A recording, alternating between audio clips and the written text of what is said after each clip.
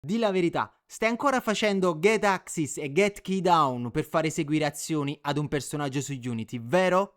Con il nuovo input system possiamo creare un'azione, ad esempio move, e possiamo darla in pasto ai tasti della tastiera, come WASD, oppure a uno stick del controller. Il codice non dovrà più sapere se il giocatore preme un determinato tasto o meno, ma leggerà semplicemente il valore dell'azione tramite un metodo richiamato da qualsiasi tasto associato. In questo video vi mostro come funziona il nuovo input system di Unity e lo faremo insieme al character controller, un componente semplice per creare un movimento 3D stabile, preciso e riutilizzabile. Questo approccio è perfetto per la prima e terza persona, ma anche per i top down. Quindi in tutti i giochi dove dobbiamo avere un movimento controllato come avventura, platform o anche open world. Se invece siete alla ricerca di un movimento fisico dove volete avere rimbalzi, forze applicate, trascinare oggetti e così via, allora scrivetelo nei commenti. Se ci saranno 10 commenti per il rigid body, allora valuterò di fare un video con questo movimento. Ma ora iniziamo capendo bene i due principali componenti della lezione di oggi, il character control e l'input system. L'input system si occupa di leggere i comandi del giocatore, ci basterà creare delle azioni e collegarle a dei metodi. Il collegamento in realtà verrà fatto automaticamente perché sia l'azione che il metodo devono chiamarsi in maniera simile. Il character controller invece si occupa del movimento del player all'interno della scena. Si occuperà quindi di collisioni, rampe, scalini e di avere un movimento fluido e controllato. Iniziamo! Tra i preparativi vi consiglio di creare una cartella dedicata a questo sistema, così da poter fare un asset per i futuri progetti, senza riscrivere sempre lo stesso codice. Io la chiamo Player Control 3D Character. Dentro creo alcune sottocartelle, prefabs, script e input. Non è obbligatorio, ma è una buona abitudine. Così tutto quello che riguarda il movimento del player resta ordinato in un unico posto. Iniziamo dalla scena. Se non avete già un player, creiamone uno dai primitivi, usando una capsula. La capsula è una scelta comoda per rappresentare un personaggio, perché ha una forma semplice e verticale. In futuro, quando avremo un vero modello 3D con animazioni, potremo nascondere o rimuovere la mesh della capsula e mettere il modello come figlio di questo GameObject. In questo modo il GameObject principale continuerà a gestire movimento e collisioni, mentre il figlio gestirà la parte visiva con le animazioni. Poi aggiungiamo il componente Character Controller. Questo componente ha già una forma di collisione, simile a una capsula. Prima di scrivere il movimento, prepariamo gli input. Se non avete ancora l'input system attivo, andate nel Packet Manager, cercate Input System e installatelo. Se Unity vi chiede di attivarlo, confermate. Ora creiamo il file degli input. Nella cartella input facciamo tasto destro, create input action. Lo chiamo player input action. Questo file contiene comandi del giocatore. Dentro possiamo inserire movimenti, salto, attacco, interazioni e tutto il resto. Per questa lezione però ci concentriamo solo sul movimento e il salto. Apriamo il file player input action. Creiamo una nuova action map e chiamiamola player.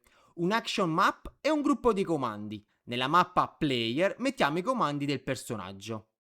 Creiamo una nuova action e chiamiamola move. L'azione move deve restituire una direzione.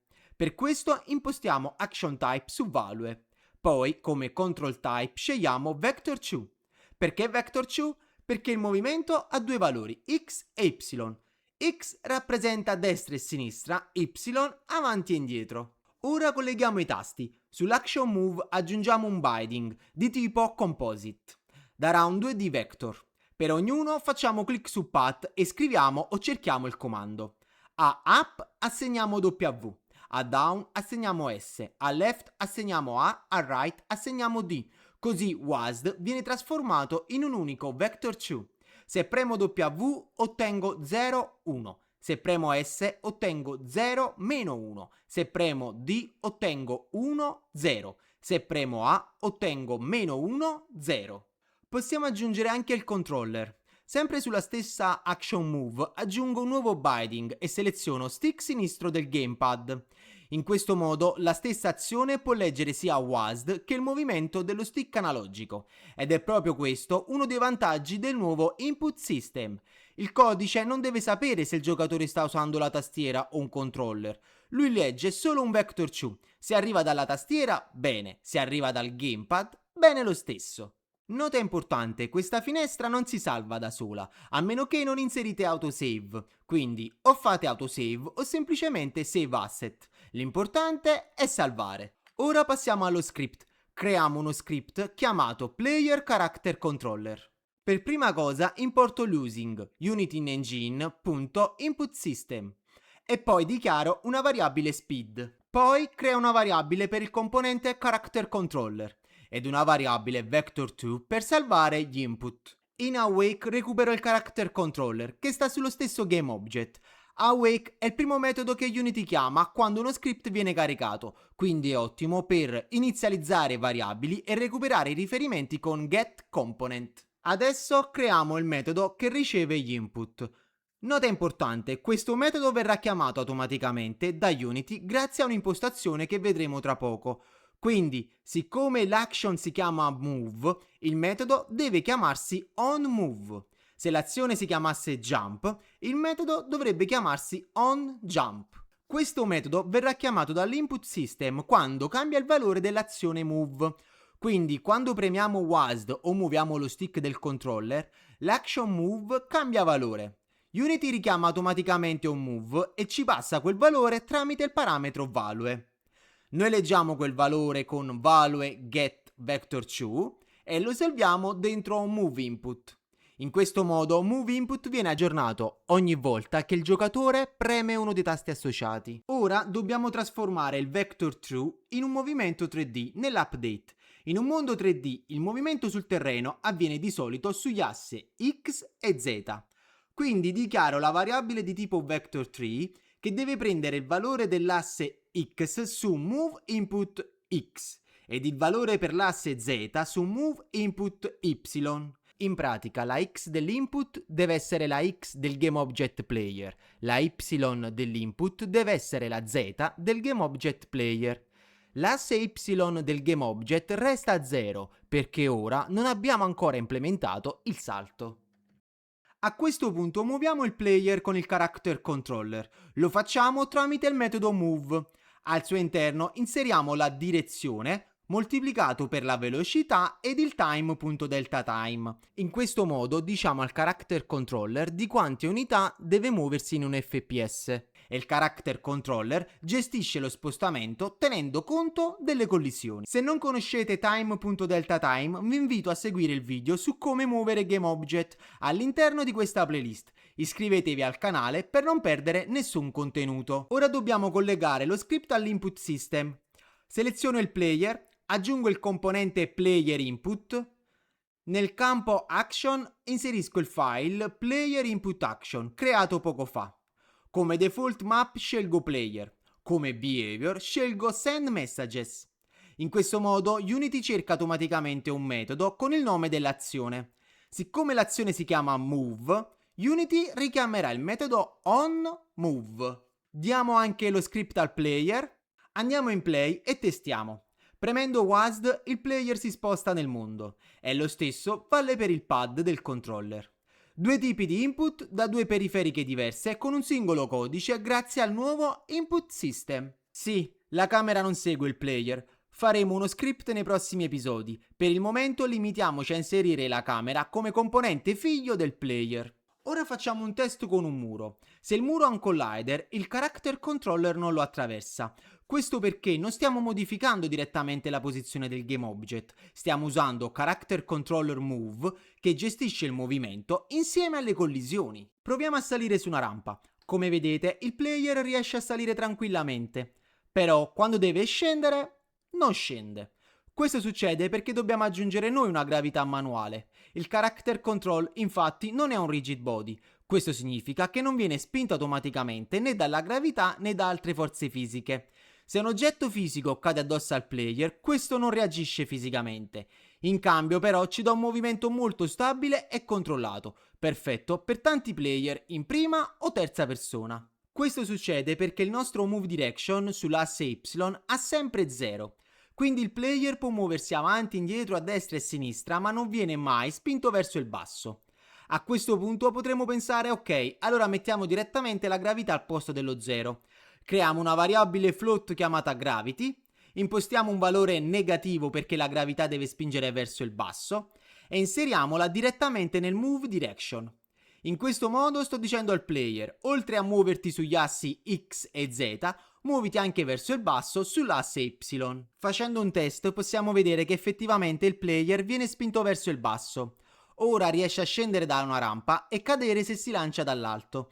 Quindi a prima vista sembra funzionare, però c'è un problema, in questo modo non stiamo creando una vera gravità, stiamo solo dando al movimento verticale un valore fisso verso il basso. Una vera gravità non è un valore fisso verso il basso, ma una velocità che aumenta nel tempo. Per questo creo una variabile privata chiamata vertical velocity. Poi ad ogni frame aggiorno questa velocità con la gravità. Uso time.deltaTime perché voglio aumentare la velocità poco alla volta in base al tempo passato tra un frame e l'altro. E siccome gravity è negativa, vertical velocity diventa sempre più negativa, quindi il player viene spinto verso il basso. A questo punto potremo dare a vertical velocity direttamente la y del move direction, però c'è un problema, se a ogni update continuiamo ad aggiungere la gravità, vertical velocity diventa sempre più negativa, quindi il player verrebbe spinto verso il basso sempre più velocemente, anche quando è già appoggiato al pavimento. Per questo dobbiamo capire se il player sta toccando o no il terreno. Se è in aria, la gravità può continuare ad aumentare, se invece è a terra non vogliamo che continui ad accumularsi all'infinito.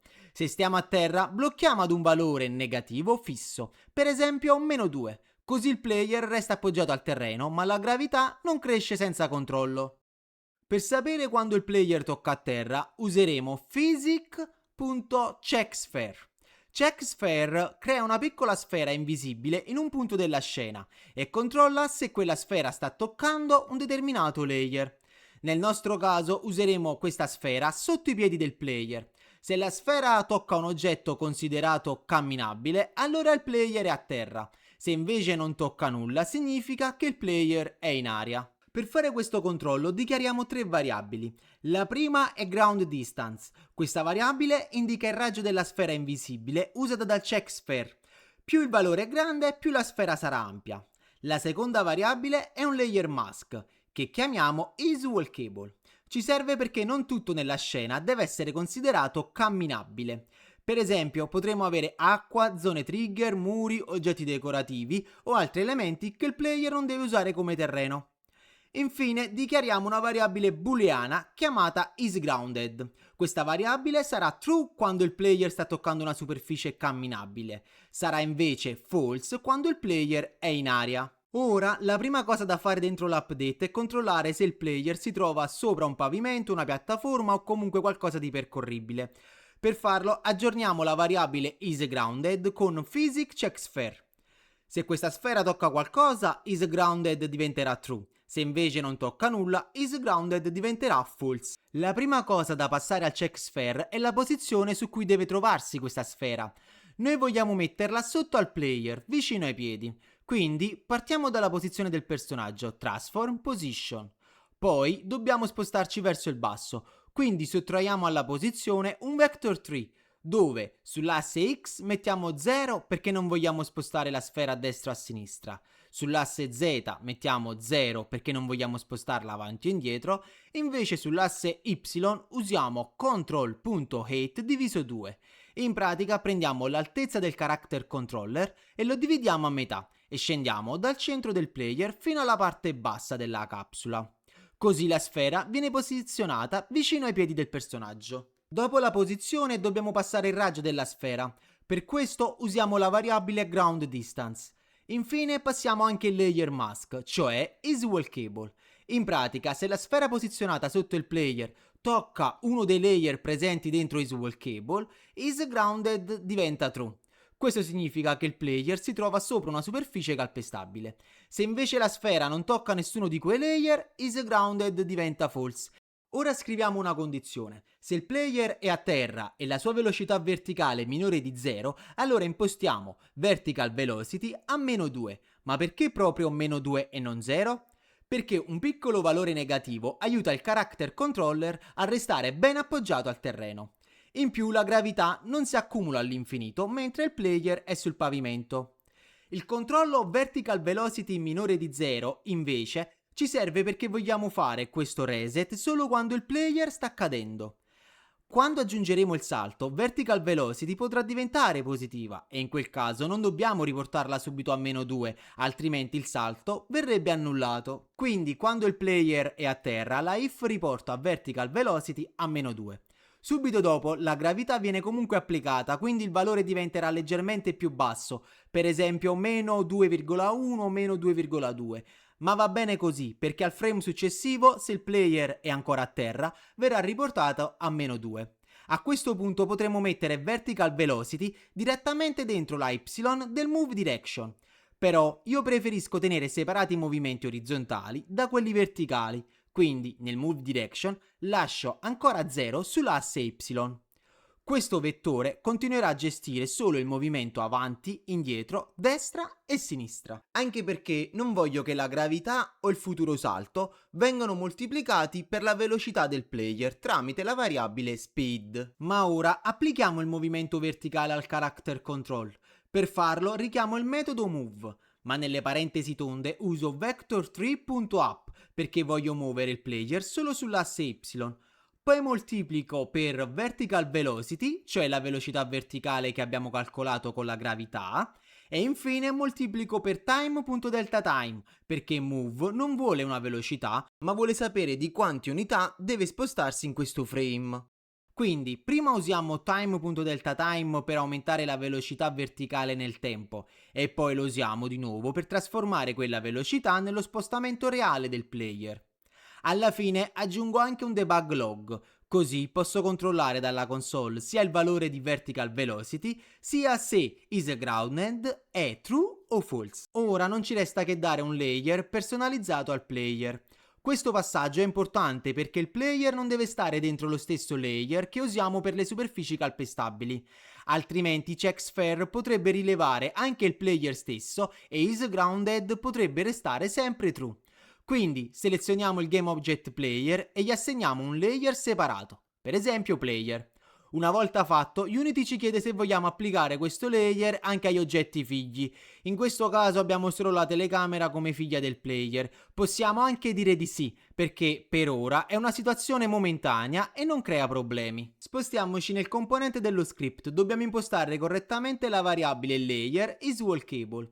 Dentro isWallCable dobbiamo selezionare solo i layer che il player può considerare calpestabili, per esempio pavimenti, rampe, piattaforme, mobili o scale. Ricordate di escludere il layer del player. Ora andiamo in play e facciamo un test. Come possiamo vedere, il player riesce a salire e scendere le rampe correttamente. Se poi ci lanciamo nel vuoto, il player inizia a cadere. Questo succede perché vertical velocity continua a diminuire nel tempo. Possiamo controllarlo anche dalla console grazie al debug log che abbiamo aggiunto. Queste rampe riusciamo a salirle grazie a un'impostazione del character controller, lo slope limit. Nel nostro caso è impostato a 45 gradi. Lo slope limit indica la pendenza massima che il player può salire. Infatti, se lo abbasso per esempio a 10 gradi, il player non riesce più a salire questa rampa. Questo succede perché la rampa ha una pendenza maggiore di 10 gradi. Quindi più lo slope limit è alto, più il player riuscirà a salire superfici inclinate. Più è basso, invece, più il player si bloccherà davanti a salite poco ripide. Per quanto riguarda gli scalini, invece, entra in gioco un'altra impostazione del character controller, lo step offset. Lo step offset indica l'altezza massima di uno scalino che il player può superare automaticamente. Attualmente, se lo lasciamo a 0.3, il player potrebbe non riuscire a salire gli scalini. Se invece lo porto ad esempio a 0.9, il character controller riesce a superare scalini più alti. Come vedete a video, il player riesce a salire il secondo scalino lateralmente, senza dover passare per forza dal primo. Questo perché lo step offset gli permette di superare ostacoli verticali più alti. Skin width indica una piccola tolleranza attorno al character control. Possiamo immaginarlo come un piccolo margine invisibile attorno al player. Più questo valore è basso, più il player può avvicinarsi agli altri collider, per esempio a un muro. Più questo valore è alto, più il player mantiene una certa distanza dagli oggetti, quasi come se avesse un piccolo campo di forza invisibile attorno. Questo margine serve soprattutto a rendere il movimento più stabile ed evitare che il player si incastri facilmente negli angoli, nei muri o nei piccoli ostacoli. Di solito il valore di default va già bene, ma se il player si blocca spesso o trema contro gli oggetti, possiamo provare ad aumentarlo leggermente. Saltiamo per ora il min move distance perché con questo script non c'è molto da mostrare e osserviamo invece il valore radius. Radius indica quanto è largo il character controller. In pratica è il raggio della capsula che gestisce le collisioni del player. Come potete vedere a video, se metto un valore alto, a per esempio 1, il player fa più fatica a passare in un corridoio stretto. Questo succede perché il collider del character controller è più largo. Se invece abbasso il valore ad esempio a 0.5, il player riesce a passare meglio perché la capsula è più stretta. Abbassando ancora di più, il player passa tranquillamente lo stretto corridoio. Attenzione però, il radius deve essere coerente con la mesh del personaggio. Se lo mettiamo troppo piccolo, il player potrebbe riuscire a passare, ma visibilmente la mesh potrebbe entrare nei muri. Quindi il valore giusto non è quello che fa passare sempre il player, ma quello che rispetta la grandezza reale del personaggio. Height imposta l'altezza del character controller. In pratica decide quanto è alta la capsula che gestisce le collisioni del player. Se aumentiamo questo valore, il collider diventa più alto, se lo abbassiamo, il collider diventa più basso. Anche qui vale lo stesso discorso del radius, il valore deve essere coerente con la mesh del personaggio. Se height è troppo basso, la testa o parte del corpo potrebbero entrare dentro degli oggetti. Se invece è troppo alto, il player potrebbe bloccarsi anche quando visibilmente avrebbe spazio per passare. È utile da modificare quando il player si deve abbassare o sdraiare a terra. Questo script ha ancora due piccoli problemi da mostrare. Il primo lo vediamo quando il player deve scendere gli scalini. In realtà non li scende in modo perfetto, ma sembra quasi saltare dalla rampa delle scale. Questo succede perché il controllo del terreno dipende dalla posizione del raggio della nostra check sphere. Se la sfera è troppo piccola o se è posizionata troppo in alto e troppo in basso, il player può perdere il contatto con lo scalino prima del previsto. Possiamo migliorare questa cosa modificando il valore ground distance, quindi il raggio della sfera. Oppure possiamo entrare nello script e regolare leggermente la posizione della sfera. Per esempio possiamo aggiungere un piccolo offset o modificare la divisione, così il contatto con il terreno o gli scalini è più adatto al nostro personaggio. Però questa è una regolazione da fare quando avete la mesh finale del player, perché ogni personaggio può avere un'altezza diversa e quindi proporzioni diverse. Il secondo problema riguarda il movimento in diagonale. Se muoviamo il player solo in avanti oppure solo a destra, la velocità è corretta, ma se premiamo due direzioni insieme, per esempio avanti e a destra, il player può muoversi più velocemente. Questo succede perché stiamo sommando due assi contemporaneamente, x e z. È un piccolo problema vettoriale. Quando il vettore ha sia x che z diversi da 0, la sua lunghezza diventa maggiore rispetto a un movimento solo su un asse. Per risolvere questo problema dobbiamo normalizzare il vettore di movimento. In pratica diciamo a Unity mantieni la direzione del movimento ma evita che la diagonale diventa più veloce. Correggiamo quindi questa cosa nel codice. Prima di passare Move Direction al character controller, sistemiamo questo piccolo problema vettoriale. Molti tutorial usano Normalize e non è sbagliato. Il problema è che Normalize prende il vettore e lo porta sempre a lunghezza di 1. Quindi, se usiamo anche un controller, rischiamo di perdere la sensibilità dello stick analogico, perché con il pad non sempre vogliamo andare al 100%. A volte possiamo spingere leggermente lo stick per far camminare il player più lentamente. Per questo, invece di usare Normalize, consiglio vector3.clamp_magnitude. Dentro le parentesi passo prima il vettore da controllare, quindi move direction, poi passo il valore massimo che non deve superare, cioè 1f. In questo modo, se il vettore supera 1, viene limitato. Se invece è più piccolo di 1, rimane com'è. Così eliminiamo il problema della diagonale più veloce, ma manteniamo anche il movimento leggero dello stick analogico. Dopo questa correzione possiamo passare il movimento al character controller. Ora che abbiamo la gravità e sappiamo quando il player è a terra, possiamo aggiungere il salto. Per farlo creiamo una nuova input action chiamata jump. Questa volta non ci serve un vector 2 perché il salto non è un movimento su due assi. Ci serve solo un pulsante, quindi impostiamo l'action come button.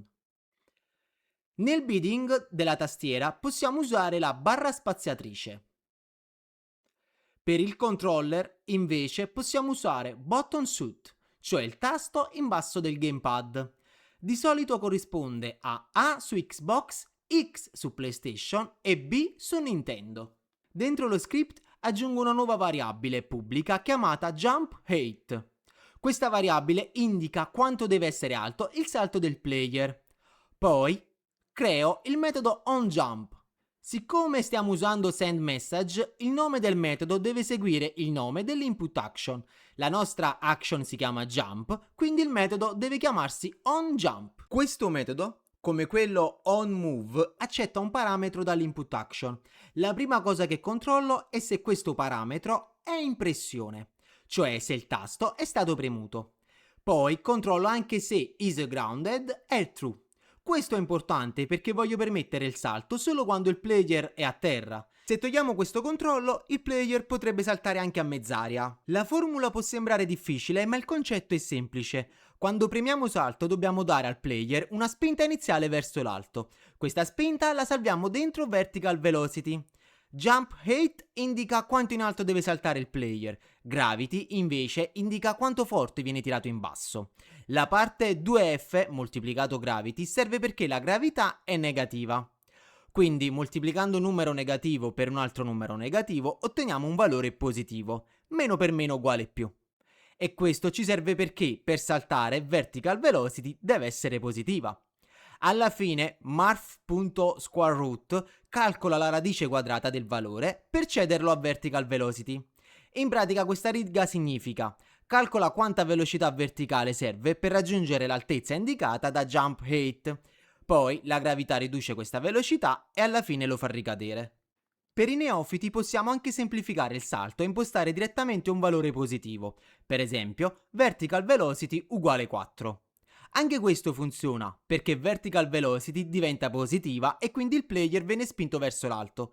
Il problema è che questo è un valore scelto a mano, quindi se ho intenzione di cambiare la gravità probabilmente dovrò modificare anche questo numero per far sentire bene il salto. Ad esempio, in un gioco platform è molto facile modificare la gravità in base al level design. Per questo, anche se il valore fisso è più semplice da capire, la formula è più pratica per eventuali modifiche future. Facciamo un test. Quando il player è a terra premiamo spazio, Vertical Velocity diventa positiva e il player viene spinto verso l'alto. Subito dopo però la gravità continua a essere applicata nell'update, quindi la velocità verticale positiva diminuisce piano piano. Quando arriverà a 0 sarà nel punto più alto del salto, poi inizia a diventare negativa e a quel punto il player inizia a cadere. Questo è il ciclo completo del salto, prima una spinta verso l'alto, il rallentamento e poi la caduta. Possiamo notare però un piccolo problema. Se saltiamo vicino a un muro o a uno scalino alto, il player può riuscire a salirci sopra, anche se non dovrebbe. Questo succede perché lo step offset del character control è abbastanza alto. Facciamo una piccola correzione. Quando il player è a terra lasciamo lo step offset normale, quando invece il player è in aria lo portiamo a 0. Dichiariamo una variabile float e chiamiamola original step offset. Questa variabile nella wake deve prendere il valore originale dello step offset tramite la variabile controller. Poi nell'update, dopo la dichiarazione di isGrounded, diamo una if-else allo step offset. Se è sul pavimento deve essere uguale all'originale, altrimenti se siamo in aria deve essere uguale a 0. In questo modo il player può salire gli scalini quando cammina, ma non può usarli come se fossero un appiglio mentre sta saltando. Questa correzione risolve gran parte del problema, ma può capitare che il player riesce comunque a superare piccoli bordi o dislivelli. Qui non dipende solo dallo script, dipende anche da come è costruito il livello. Il character controller lavora con collider, step offset e tutti gli altri elementi. Quindi bastano pochi pixel di differenza, un bordo più basso, una rampa nascosta, un collider posizionato in un certo modo e il player può riuscire a scavalcare qualcosa. Per questo nei giochi il level designer deve decidere bene quali ostacoli possono essere superati e quale no. Se un muro non deve essere superabile, bisogna dargli un'altezza corretta, oppure usare collider invisibili per bloccare il player. In pratica lo script gestisce il movimento, ma il livello deve essere costruito in modo coerente con il movimento. Ok, per questa lezione ci fermiamo qui. Abbiamo creato un player controller 3D usando il nuovo input system e il character controller. Il player si può muovere con WASD o con lo stick sinistro del controller. Abbiamo aggiunto gravità, salto e normalizzato le diagonali. Nel prossimo video faremo seguire il player dalla telecamera e daremo una rotazione col mouse. Iscrivetevi per non perdervi nessuna lezione.